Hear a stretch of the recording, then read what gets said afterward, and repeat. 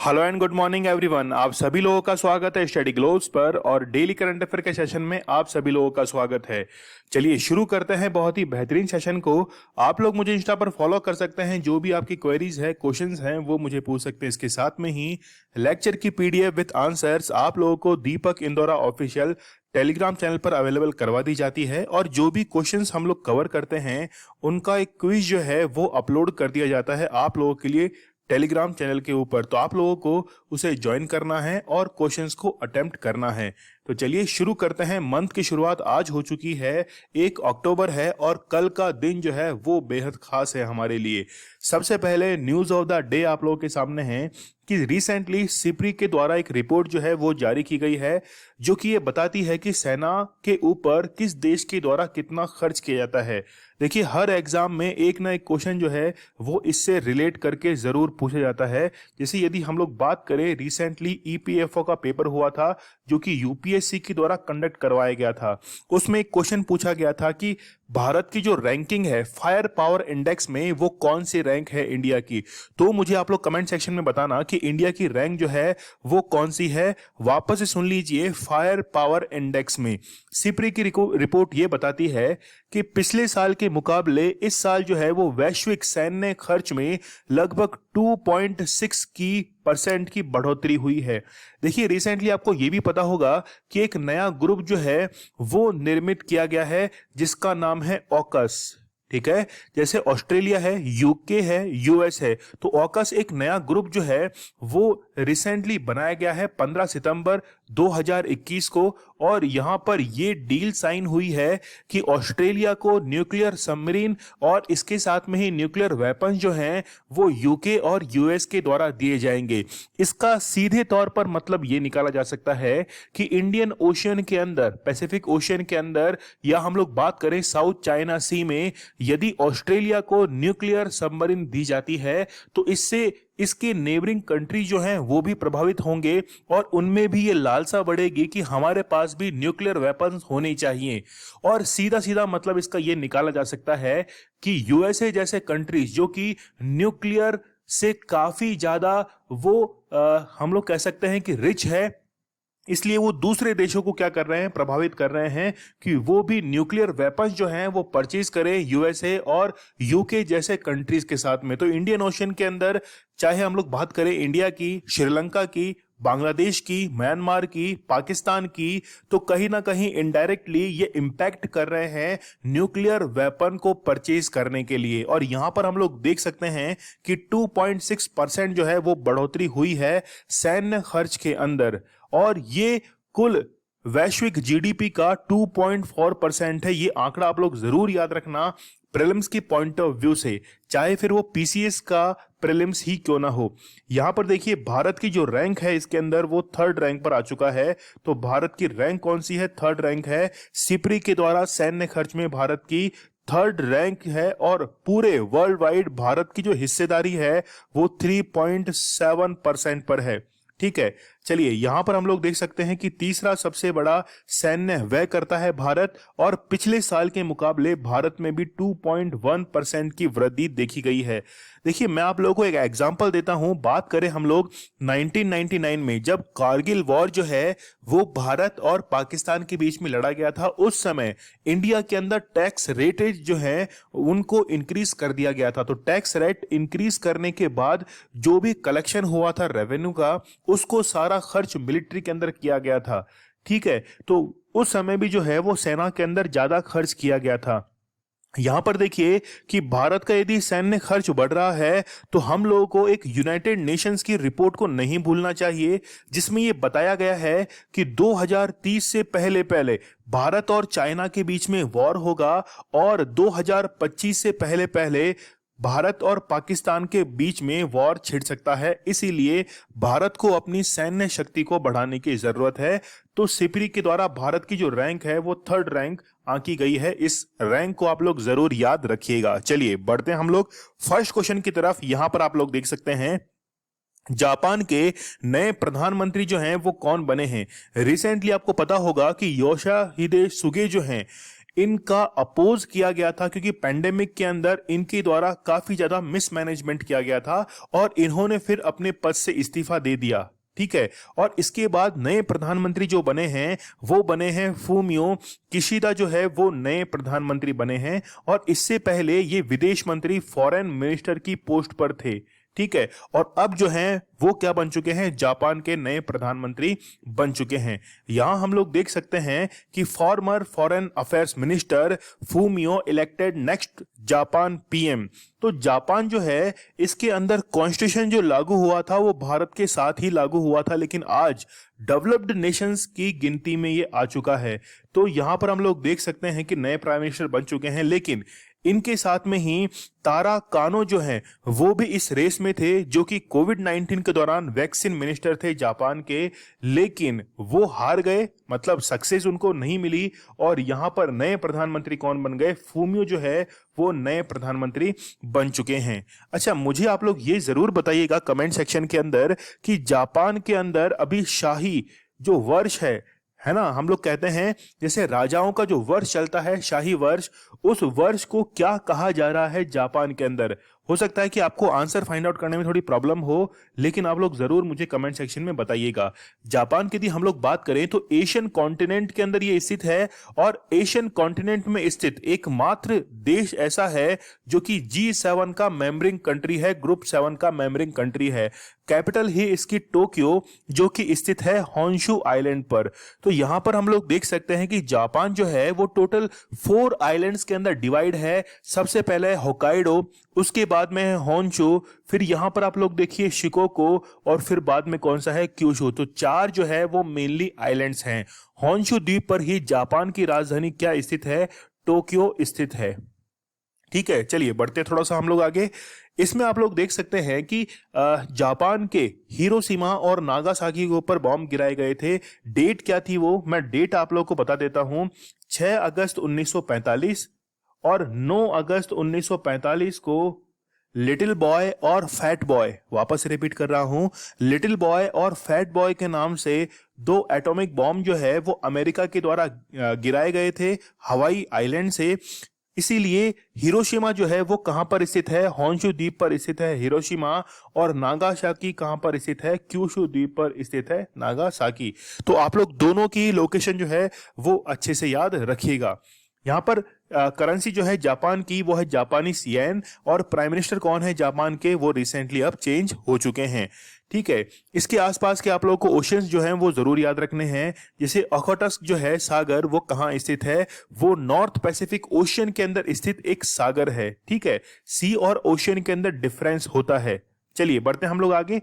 यहां आप लोग देख सकते हैं कि जापान की और भी कई विशेषताएं हैं कि which country is known as the country of sunrise and Nippon. तो जापान को सूर्योदय का देश कहा जाता है, क्योंकि अर्थ जो है मूव करती है तो सबसे पहले सन जो है उसकी रोशनी गिरती है कहां पर, जापान के ऊपर। आप लोग मुझे ये बताइएगा कि जापान के ऊपर विश्व में सबसे पहले रोशनी गिरती है। और यदि हम लोग इंडिया की बात करें तो इंडिया के अंदर ऐसा कौन सा स्टेट है जहां पर सबसे पहले जो है वो सूर्य की किरणें प्राप्त होती हैं। जापान की पार्लियामेंट को कहा जाता है डाइट, और जापान की लॉन्गेस्ट रिवर जो है वो है शिनानो रिवर। ठीक है, काफी इंपॉर्टेंट है, जरूर याद रखिएगा, क्योंकि कुछ एक कंट्रीज की लॉन्गेस्ट रिवर जो है वो पूछी जाती है एग्जाम में, और मैच करने वाला क्वेश्चन यहां से पूछा जाता है। यहां पर काफी इंटरेस्टिंग फैक्ट है कि 1947, ये जो आप लोग ईयर देख रहे हैं, इस समय ही जापान के द्वारा कॉन्स्टिट्यूशन जो था इसको क्या किया गया था, एडॉप्ट किया गया था। और भारत के अंदर कॉन्स्टिट्यूशन को एडॉप्ट किया गया था पार्शियली 26 नवंबर 1949 को, जबकि फुली एडॉप्ट किया गया था 26 जनवरी 1950 को। ठीक है, तो दोनों डेट जो हैं वो आप लोग को याद रखनी है। यदि पूछे कि प्रियम्बल में कौन सी डेट उल्लेख है, तो वहां पर 26 नवंबर आप लोग को याद रखनी है। और ऑफिशियली जो है, जैसे हम लोग बोले कि किसी आर्टिकल में लिखा हुआ है क्या? तो बिल्कुल आप लोग जो यदि आर्टिकल नंबर 343 को यदि रीड करेंगे तो वहां पर इस चीज का जिक्र भी जो है वो आप लोग को जरूर मिल जाएगा। तो भारत की तरह ही लगभग इसी समय जो है जब भारत आजाद हुआ उस समय जापान के द्वारा न्यू कॉन्स्टिट्यूशन जो है उसको एडॉप्ट किया गया। और आज हम लोग देखें इंडिया और जापान का कंपैरिजन करना जरूरी है। देखिए कंपैरिजन करना जिंदगी में इसलिए जरूरी है क्योंकि मान लीजिए कि एक रेस ट्रैक पर दो खिलाड़ी दौड़ रहे हैं तो आपस में वो कंपेयर कर लेते हैं कि कौन आगे है और कौन पीछे है। इसी तरह यदि मान लीजिए 10 स्पोर्ट्स पर्सन वहां पर दौड़ रहे हैं तो आपस में कंपेयर करेंगे तो फर्स्ट रैंक जो है वो किसकी आएगी ये इजीली फाइंड किया जा सकता है। लेकिन यदि मान लीजिए कि रेस ट्रैक पर केवल एक ही व्यक्ति दौड़ रहा है तो इसको ये पता है कि मैं ही फर्स्ट रैंक आऊंगा तो उसका दौड़ना और ना दौड़ना बराबर है। इसीलिए कंपटीशन जब ज्यादा बढ़ जाता है तो खेलने का मजा जो है वो दुगना हो जाता है। ठीक है, चलिए बढ़ते हम लोग आगे। जापान का हाईएस्ट माउंटेन जो है वो कौन सा है? Mount Fuji. देखिए 7 कॉन्टिनेंट के हाईएस्ट माउंटेन आप लोगों को पता होना चाहिए, मैं आप लोगों के लिए रिपीट कर देता हूं। एशिया का हाईएस्ट माउंटेन कौन सा है? माउंट एवरेस्ट है। माउंट एवरेस्ट जो है वो हाईएस्ट माउंटेन है। इसके बाद हम लोग बात करें अफ्रीका की। अफ्रीका जो है इसका हाईएस्ट माउंटेन है किलिमंजारो। याद रखना किलिमंजारो जो है ये इसका हाईएस्ट माउंटेन है। फिर हम लोग बात करें नॉर्थ अमेरिका की। ठीक है, तो नॉर्थ अमेरिका की माउंट मैकिनले जो है ये इसका हाईएस्ट पीक है या हाईएस्ट माउंटेन हम लोग कह सकते हैं। फिर हम लोग कहें कि साउथ अमेरिका माउंट एकांकागुआ। याद रखना माउंट एकांकागुआ जो है वो इसका हाईएस्ट है। इसके बाद में फिर अंटार्कटिका जो है 5th नंबर पर आता है कॉन्टिनेंट्स के अंदर। तो अंटार्कटिका का माउंट मैसिव, याद रखना माउंट मैसिव जो है वो हाईएस्ट पीक है।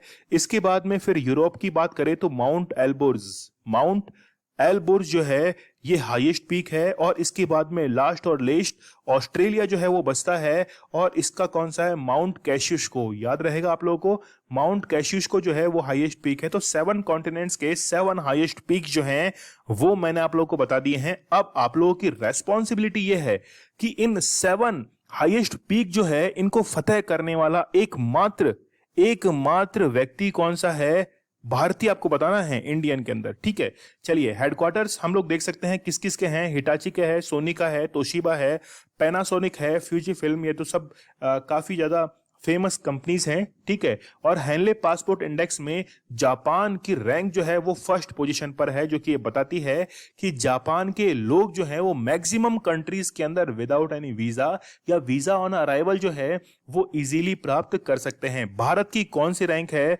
तो भारत की आई होप जहां तक मैं समझ पा रहा हूं कि लगभग 85th या 86th रैंक जो है वो भारत की हेनले पासपोर्ट इंडेक्स में। यदि मैं गलत हूं तो आप लोग मुझे कमेंट सेक्शन में बताइएगा।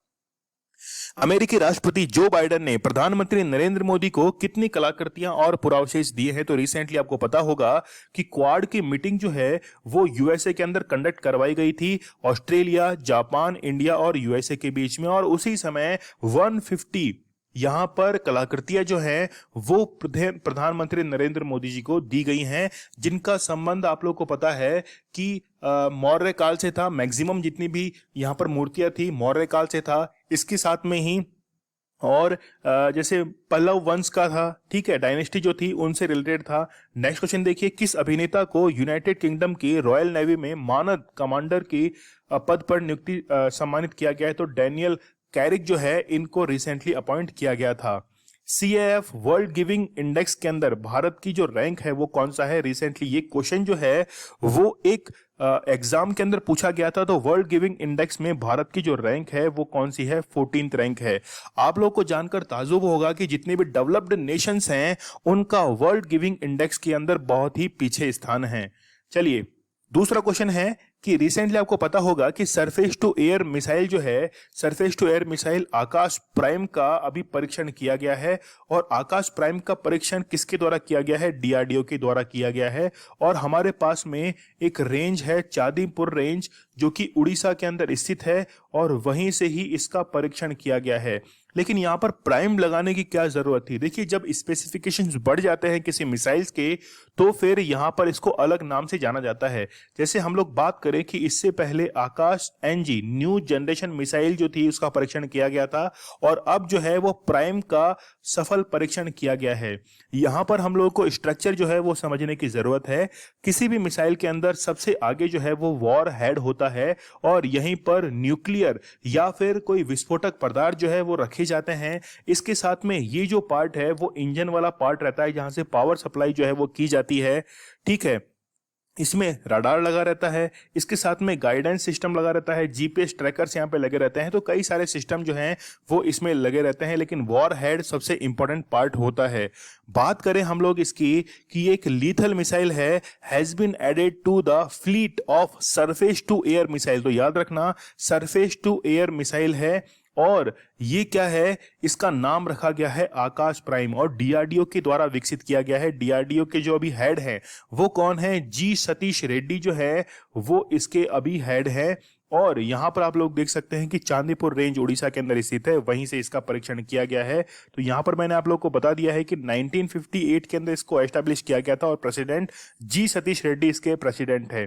देखिए, डीआरडीओ के द्वारा कई सैटेलाइट या हम लोग बात करें कि मिसाइल जो है उनको डेवलप किया जाता है, लॉन्च किया जाता है। तो रिसेंटली जो है वो इंडस यानी कि सिंधु नेत्र सैटेलाइट जो है वो डीआरडीओ के द्वारा विकसित की गई थी। ठीक है, जो कि भारत और चाइना की जो सीमा रेखा है उनकी क्या करता है, ये देखरेख करता है। फिर है सहायक एनजी। तो एनजी का मीन्स हो गया यहाँ पर न्यू जनरेशन। तो ये भारत का पहला एयर ड्रॉप कंटेनर है, जो कि मान लीजिए कि कोई सैनिक बल जो है मिलिट्री फोर्सेस कहीं पर अपनी मिलिट्री एक्सरसाइज कंडक्ट करवा रही है, युद्धाभ्यास हो रहा है, तो उनके लिए रसद पहुंचाना जरूरी है। इसलिए कंटेनर जो है सहायक एनजी, इसको डीआरडीओ के द्वारा सफल इसका परीक्षण भी किया गया था। हु हैज डेवलप्ड रक्षिता बाइक। ये तो आप लोगों को पता होगा कि बाइक एम्बुलेंस जो है सीआरपीएफ के लिए डेवलप की गई थी, डीआरडीओ के द्वारा ही इसे विकसित किया गया था।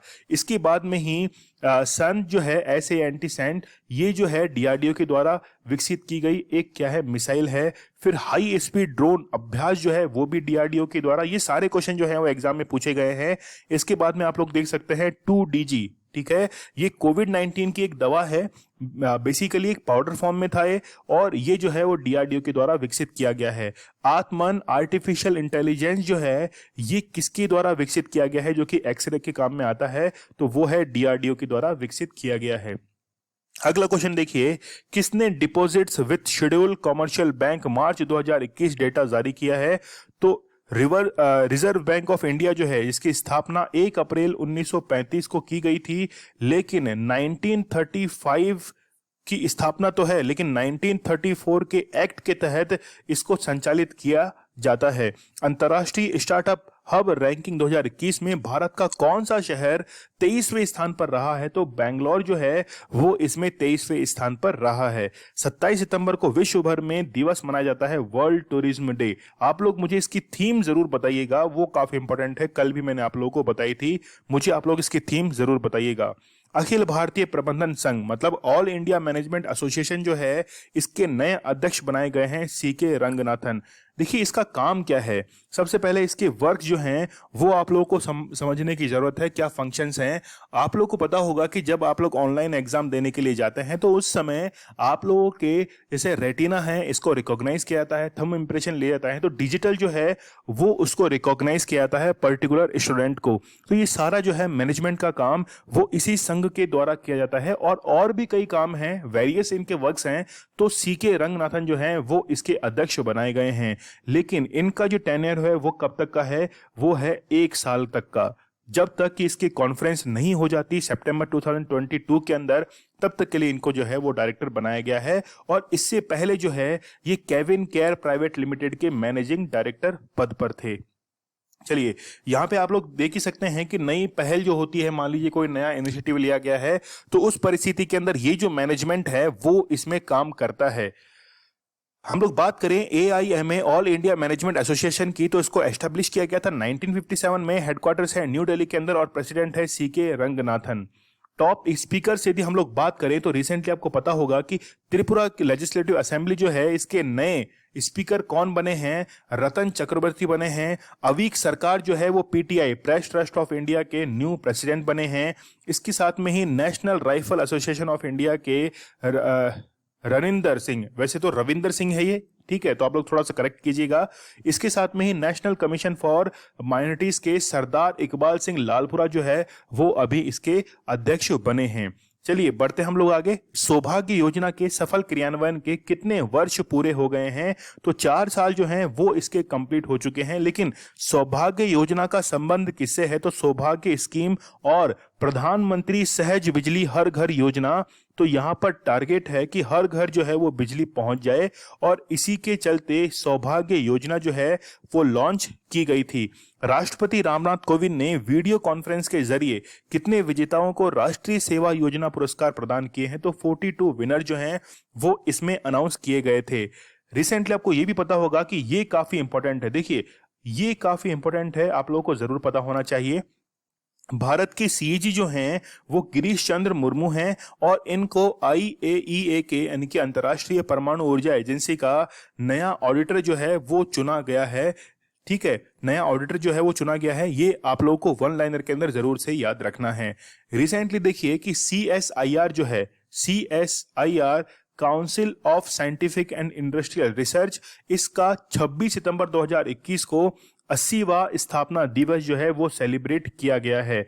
ठीक है, ये वर्क क्या करता है? तो ये वर्क करता है नए अनुसंधान को लेकर, रिसर्च को लेकर। वैज्ञानिक और औद्योगिक अनुसंधान परिषद को उच्चतम कोटि के विज्ञान का अनुसरण करते हुए स्वयं को फिर से खोजने और भविष्यवादी बनने की सलाह ये जो है वो CSIR के द्वारा दी जाती है। तो हम लोग कहें कि नए इन्वेंशन जो है, इनोवेशंस, उसके अंदर काफी हेल्प करता है CSIR।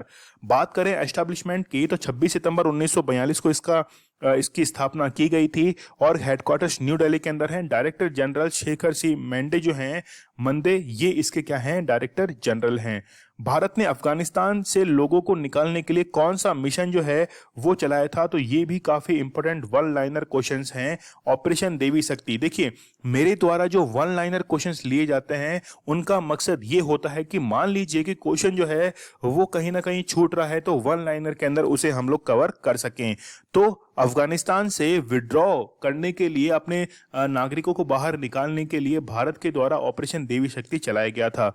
वित्त मंत्री निर्मला सीतारमण ने किस योजना का शुभारंभ किया है? तो नेशनल मॉनेटाइजेशन पाइपलाइन जो है इसकी शुरुआत निर्मला सीतारमण के द्वारा की गई थी। ऑस्ट्रेलियाई तैराकी टीम के मुख्य कोच किसे अपॉइंट किया गया है? इंडियन है रोहन टेलर, इनको अपॉइंट किया गया है। अगली बुक बहुत इंपॉर्टेंट है, लेडी भी काफी इंपॉर्टेंट है, इंदिरा नोई। ठीक है, ये पेप्सिको की पहले CEO रह चुकी हैं। बुक देखिए आप लोग, क्या नाम है? My life in full, work, family and future. इसका मतलब यहां से ये साफ होता है कि इन्होंने ये बताया है कि कंपनी में काम करने के दौरान वर्क प्लेस पर, फैमिली के साथ में और अपने फ्यूचर ड्रीम के साथ कैसे बैलेंस किया जाना चाहिए और कैसे बैलेंस इन्होंने अपनी लाइफ के अंदर किया, वो इन्होंने अपनी बुक के अंदर बताया है। इंदिरा नूई जो है ये काफी यानी कि पावरफुल लेडी रह चुकी हैं। टाइम्स मैगजीन के कई बार फ्रंट पेज पर भी इनकी फोटो पिक्चर जो है वो आ चुकी है। ठीक है, तो इन्होंने वर्किंग एक्सपीरियंस और लाइव्स ऑफ वर्किंग वुमेन्स की इन्होंने इस बुक के अंदर पूरा बताया है। 313 पेजेस की ये बुक है। मरियप्पन थंगावेलु जो थे वो क्वारंटीन हुए थे। ठीक है, टोक्यो जो पैरा ओलंपिक की ओपनिंग सेरेमनी के अंदर, तो उस समय टेकचंद जो थे वो नए फ्लैग बैरियर बने थे। तो ये जो है वो एक अच्छा खासा फैक्ट है, क्योंकि स्टूडेंट जो है वो इसमें गलती कर सकता है, क्योंकि उसने रट रखा होगा कि मरियप्पन थंगावेलु ने फ्लैग बैरियर किया है, लेकिन एन मौके पर टेकचंद जो थे वो इसके अंदर क्या बने थे? फ्लैग बैरियर बने थे। भारतीय अंडर 19 के किस खिलाड़ी को प्लेयर ऑफ द टूर्नामेंट चुना गया है? तो मयंक रावत जो हैं वो प्लेयर ऑफ द टूर्नामेंट चुने गए हैं अंडर 19 के अंदर। हैप्पी होम विद्यालय के 47वें स्थापना दिवस के अवसर पर नीति आयोग भारत सरकार द्वारा स्वीकृत किस लैब की स्थापना की गई थी? तो आप लोग को पता है स्कूल्स के अंदर अटल टिंकरिंग लैब जो है इसकी स्थापना की गई थी। नीति आयोग जो है इसकी फुल फॉर्म क्या है? National institution for transforming India, और इसकी स्थापना 1 जनवरी 2015 को की गई थी। ये इंपॉर्टेंट है और रिसेंटली एग्जाम के अंदर भी पूछा गया था। मैंने शायद आप लोगों को पेपर भी दिखाया था। अगला क्वेश्चन देखिए, बहुत इंपॉर्टेंट है अगला क्वेश्चन। गिरीश चंद्र मुर्मू जो हैं वो आईईए के बाहरी जो हैं वो ऑडिटर अपॉइंट किए गए हैं। तो सीधा साधा इसका आंसर है इंडिया। तो इंडिया को जो है वो चुना गया है और इंडिया ने जर्मनी को इसमें डिफीट की है और इसके साथ में अदर कंट्री जो है उसको डिफीट कर दिया है और इंडिया को चुना गया है इसके अंदर एज ए ऑडिटर।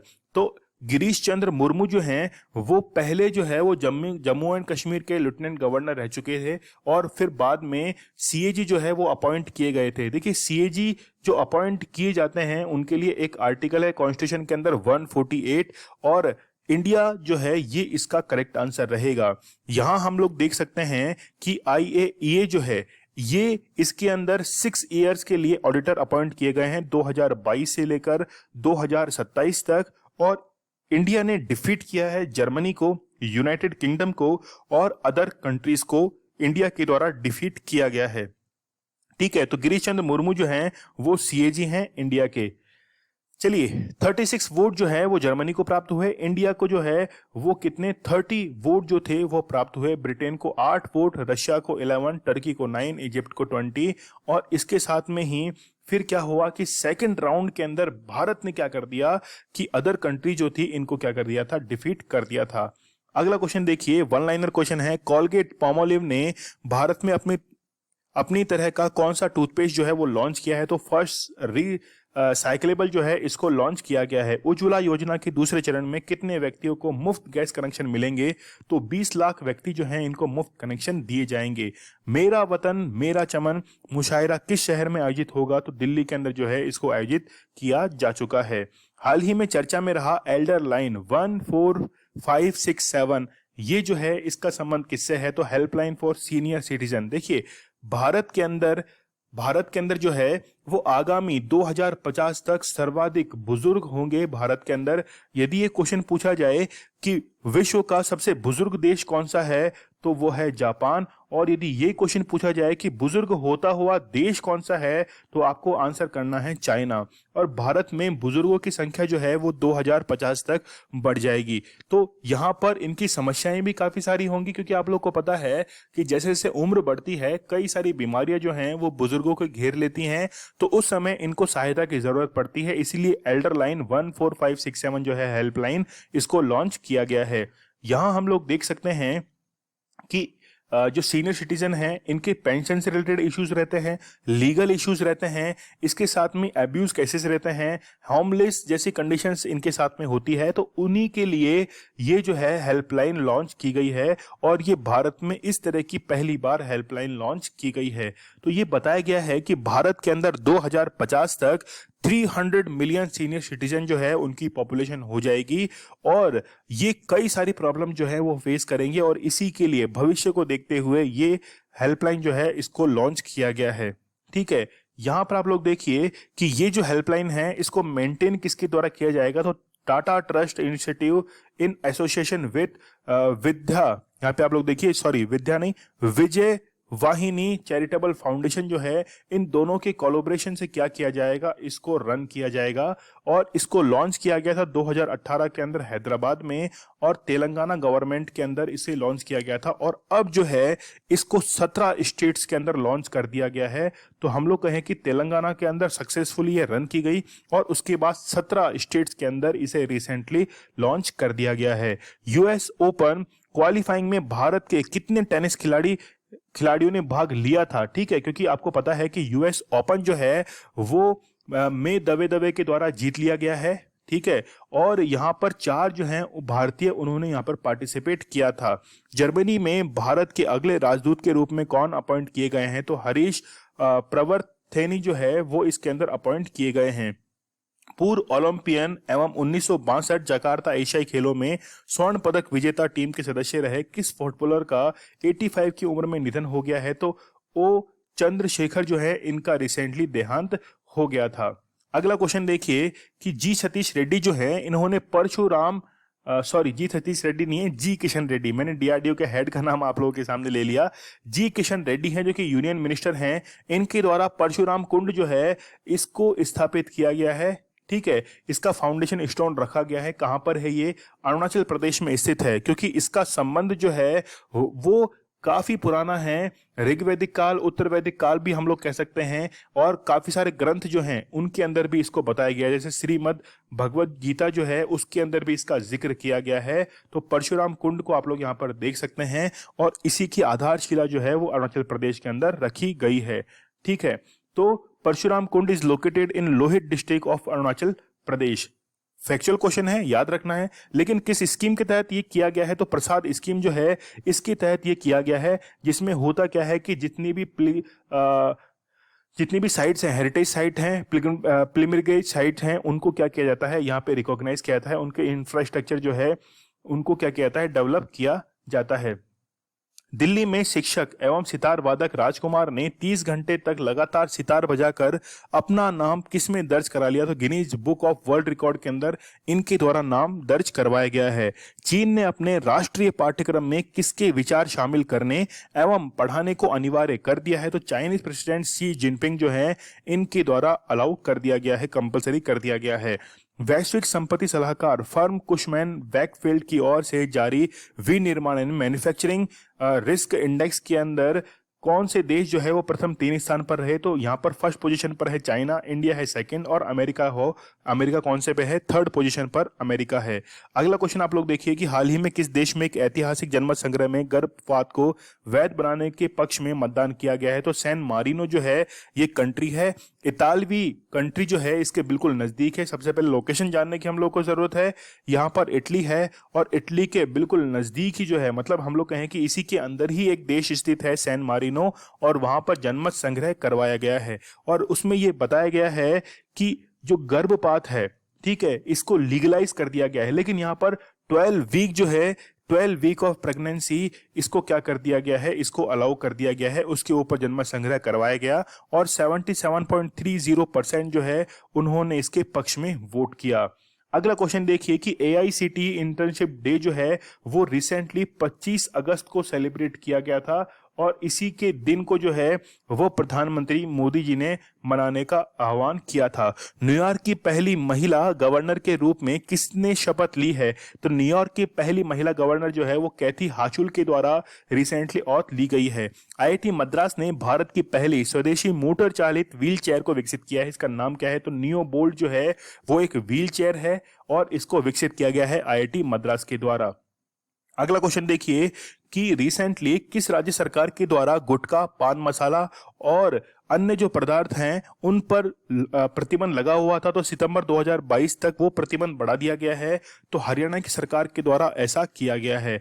तो 1 साल के लिए ऐसा ये डिसीजन लिया गया है कि अगले 1 साल तक ये फिर से बैन रहेगा, चाहे फिर इसकी मैन्युफैक्चरिंग हो, स्टोरेज हो या डिस्ट्रीब्यूशन हो, सब पर जो है वो इसका बैन लगा रहेगा। 7 सितंबर 2021 से लेकर 7 सितंबर 2022 तक ये बैन लागू रहेगा। ITBP के कमांडर रतन सिंह सोनाल ने उप सेनानी अनूप नेगी ने नेपाल में 8,163 मीटर ऊंची किस पहाड़ी को फतेह किया है, तो मनालसू जो है इस पहाड़ी को क्या किया गया है, फतेह किया गया है। इसका मतलब ये हुआ कि मनालसू जो है वो किस जगह स्थित है, ये भी आप लोग को पता चल चुका है कि नेपाल में ये स्थित है। इसरो द्वारा लॉन्च मंगल ऑर्बिटर ने काम करते हुए अपने कितने वर्ष पूर्ण कर लिए हैं, तो 7 वर्ष जो है वो पूर्ण कर लिए हैं। शुरुआत में बताया जा रहा था कि 3 साल के लिए इसे लॉन्च किया गया है, लेकिन अब इसे काम करते हुए 7 साल बीत चुके हैं, और इसरो के द्वारा ये बताया गया है कि अगले 2 साल तक और अच्छे से ये काम कर पाएगा। कौन सा IIT संस्थान इलेक्ट्रॉनिक कचरे से निपटने के लिए ई-सोर्स नामक ऑनलाइन प्लेटफॉर्म विकसित कर रहा है, तो वो है कौन सा, IIT मद्रास। चलिए जुलाई मंथ का हम लोग रिवीजन कर लेते हैं। केंद्रीय मंत्रिमंडल ने कोकिंग कोल में सहयोग पर भारत और किस देश के बीच जो है वो समझौता हुआ है, तो भारत और ये समझौता किस देश के बीच हुआ है, रशिया के बीच में रिसेंटली जो है वो समझौता किया गया है। तो यहाँ पर करेक्ट आंसर क्या रहेगा, B is a correct answer. Harela पर्व जो है वो किस राज्य में मनाया जाता है, तो उत्तराखंड के अंदर मनाए जाने वाला त्योहार है। किस यानी कि केंद्रीय मंत्रिमंडल ने किस क्षेत्र में सहयोग के लिए भारत और डेनमार्क के बीच एक समझौता ज्ञापन पर हस्ताक्षर किए थे, तो हेल्थ एंड मेडिसिन के बीच में हस्ताक्षर किए गए थे। ठीक है, दुनिया के सबसे बड़े तैरते सोलर पैनल फार्म जो है इसका अनावरण सिंगापुर के अंदर किया गया था। कौन सी कंपनी 16,600 करोड़ रुपए का अब तक का सबसे बड़ा आईपीओ लॉन्च करेगी? तो पेटीएम के द्वारा ये आईपीओ जो है इनिशियल पब्लिक ऑफिसर ये लॉन्च किया जाएगा। नेक्स्ट देखिए, India versus China why they are not friends, ये बुक जो है वो कांति वाजपेयी के द्वारा इसका विमोचन किया गया। हाल ही में किस नोबेल पुरस्कार विजेता को ओलंपिक पुरस्कार सम्मान किया गया? तो वो है मोहम्मद यूनुस। और ये संबंध कौन से कंट्री से है? तो बांग्लादेश से जो है वो इनका संबंध है। हाल ही में यूएनडीपी इक्वेटर प्राइज 2021 अवार्ड किसे दिया गया? तो ये काफी इंपॉर्टेंट है। ए और B is the correct answer. तो डी जो है वो ए एंड बोथ ये इसका आंसर रहेगा। गूगल क्लाउड ने भारत में दूसरा क्लाउड रीजन जो है वो दिल्ली के अंदर लॉन्च किया है। हाल ही में ब्रिटिश ग्रैंड प्रिक्स जो है वो लुइस हैमिल्टन के द्वारा, कोई क्वेश्चन ना आए और ग्रैंड प्रिक्स का आंसर करना है तो लुइस हैमिल्टन जो है इन पर आप लोग टिक लगा सकते हैं। 30 नंबर के हम लोग करंट अफेयर को रिवाइज कर लेते हैं। नेशनल कैडेट कोर के नए महानिदेशक जो हैं वो गुरबीरपाल सिंह को बनाया गया है। किस राज्य की जुड़ीमा जो वाइन है, ठीक है, जो कि चावल से बनती है, इसे जीआई टैग दिया गया है? तो वो है असम की। विश्व रेबीज दिवस जो है वो 28 सितंबर को मनाया जाता है। समर्पण पोर्टल हरियाणा सरकार का है। ठीक है, वित्तीय सेवा कंपनी मास्टर कार्ड के नए जो हैं वो ब्रांड एम्बेसडर कौन बने हैं? मैग्नस कार्लसन बने हैं। नीमाबेन आचार्य जो है वो गुजरात विधानसभा की पहली महिला स्पीकर बनी हैं।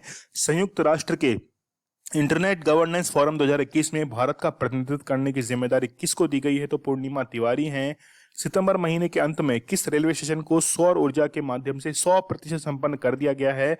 तो चेन्नई सेंट्रल या फिर हम लोग कहें कि एमजी रामाचंद्रन सेंट्रल स्टेशन जो है ये सम्मानित हो चुका है। 100% सोलर एनर्जी से ये क्या होगा, ऑपरेट होगा। इटली ने हाल ही में भारत की किस कोरोना वैक्सीन को मान्यता दी है? तो वो कौन सी है? कोविशील्ड है। केंद्रीय वाणिज्य मंत्रालय के द्वारा बुनकर सेवाएं और डिजाइन संशोधन केंद्र जो है इसकी स्थापना कहां पर की गई है? कुल्लू के अंदर जो है वो इसकी स्थापना की गई है। ये कल का हमारा स्टडी ग्लोस क्वेश्चन था कि जलवायु परिवर्तन के कारण हिंद महासागर में स्थित किस देश ने अकाल की घोषणा की थी? तो मेडागास्कर जो है इसके द्वारा ये घोषणा की गई थी, जो कि इंडियन ओशन में स्थित है और अफ्रीकन कॉन्टिनेंट के अंदर ये काउंट किया जाता है। आज का क्वेश्चन बहुत ही इंपॉर्टेंट है। कमेंट सेक्शन में मुझे जरूर बताइएगा ताकि कल जो है वो आपके नाम जो है मैं शो कर सकूं। तो आप लोग को बताना है कि द इंडियन स्टोरी ये बुक जो है वो किसके द्वारा लिखी गई है। बहुत ही इंपॉर्टेंट ये व्यक्ति हैं। ठीक है, आज जो हम लोगों ने क्वेश्चंस कवर कर लिए हैं एमसीक्यू, उनका क्विज जो है वो अवेलेबल रहेगा दीपक इंदौरा ऑफिशियल टेलीग्राम चैनल पर। तो वहां पर जाकर आप लोगों को इसे ज्वाइन करना है और आप लोग लाइक बटन पर क्लिक करना मत भूलिएगा। ठीक है, तो आप लोगों को इस लेक्चर की पीडीएफ जो है वो भी टेलीग्राम चैनल के ऊपर अवेलेबल करवा दी जाती है। स्टडी ग्लोज आप लोगों के लिए यूं ही बेहतरीन लेक्चर्स लाता रहेगा। नॉलेज इज पावर, ये हमारी टैगलाइन है। तो चलिए कल मिलते हैं हम लोग बहुत ही बेहतरीन लेक्चर के साथ। तब तक के लिए धन्यवाद। Thank you.